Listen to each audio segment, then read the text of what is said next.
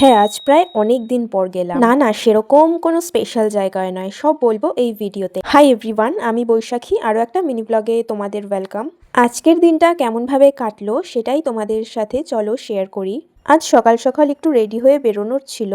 আজ একবার ব্যাংকে যাব, কিছু কাজ আছে। অ্যান্ড ফাইনালি শীত বিদায় নিল। আমি তো বেশ হ্যাপি। অত ঠান্ডা আর আমার একদমই ভালো লাগছিল না।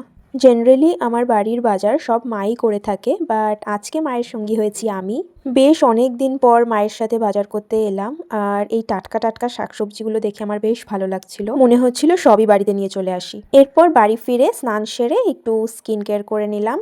আর জানো তো, ব্যাংকে গেলে একটা গোটা দিন প্রায় চলে যায়, বাট আজকে আমার বেশ তাড়াতাড়ি হয়ে গেছিলো। তোমরা যারা রেগুলার আমার ভিডিও দেখো তারা জানবে আমি কিছুদিন আগে বইমেলায় গেছিলাম, তো সেখান থেকেই এই স্বামী বিবেকানন্দের বইটা এনেছি। তো এই বইটা পড়তে পড়তে এক কাপ চায়ের সাথে দিনটা বেশ ভালোই কাটলো। তো চলো আজ আসি, সাবস্ক্রাইব ফর মোর।